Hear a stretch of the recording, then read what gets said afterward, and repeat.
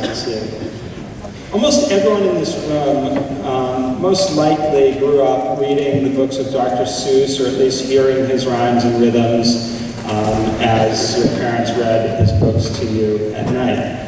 Well, in a rather unique ending to our speeches this year, our next speaker, Jake Sussler, is going to make an attempt at recreating the rhymes and the rhythms of Dr. Seuss in his speech. In addition to being appropriate for Poetry Month, and no, we did not plan it this way, the contents of the speech is also appropriate for the end of the year because it's really a tribute to the friendships that have blossomed in this year's senior class. Jake?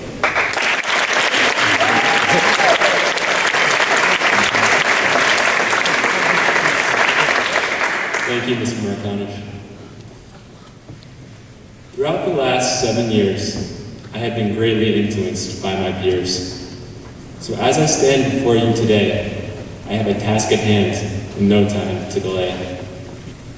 I will rhyme about my friends, for which my respect has no end.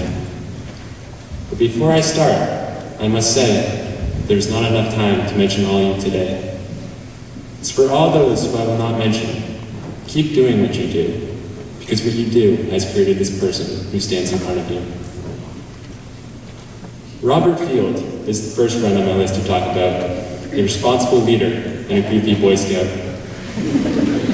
Robert has taught me how to handle a bad day, how to be humble, and that even the class acts can take a stumble. He's taught me how to not take things too seriously and how to relax. He's taught me how to, quote, let it roll off my back.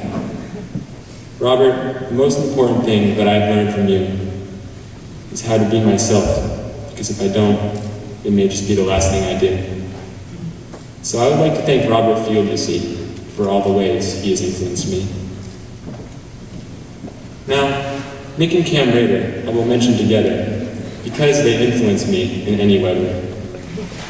Let it be any season at all, spring, fall, winter, or summer, they have taught me to be a competent third brother. Now, it's important to work hard. We all know that. But even the most dedicated soldiers may go off guard, and that's a fact. So when that time will come, these two brothers have definitely taught me to have fun. You have taught me to grab life by the horns, pull the trigger, and pay no attention to the sign that forewarns.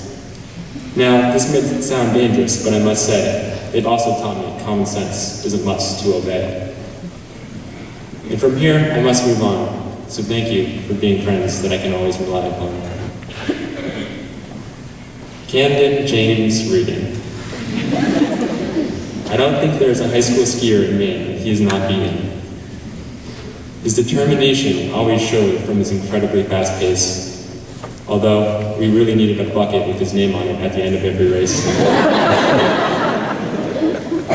Even with talent and determination on his hands, he's a great teammate and role model who understands.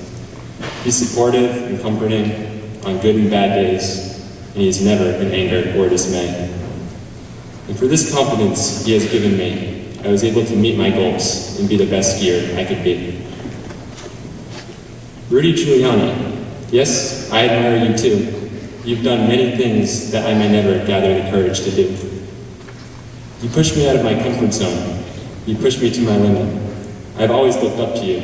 I've just never been able to admit it. The amount of confidence you have is outstanding, and the leader in you has finally gained my understanding. So with all those ski trips and Nerf gun battles we've had, something tells me our friendship will never go bad.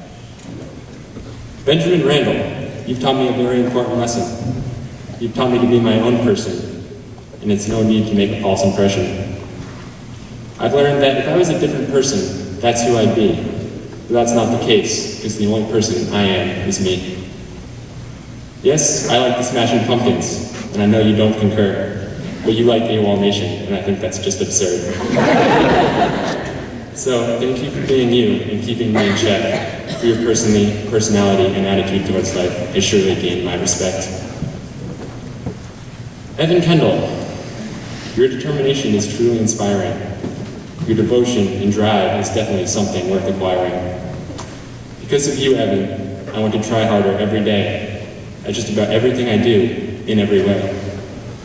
I want to strive for perfection, even when it's out of reach, because I've had a fearless leader such as you to help guide and teach.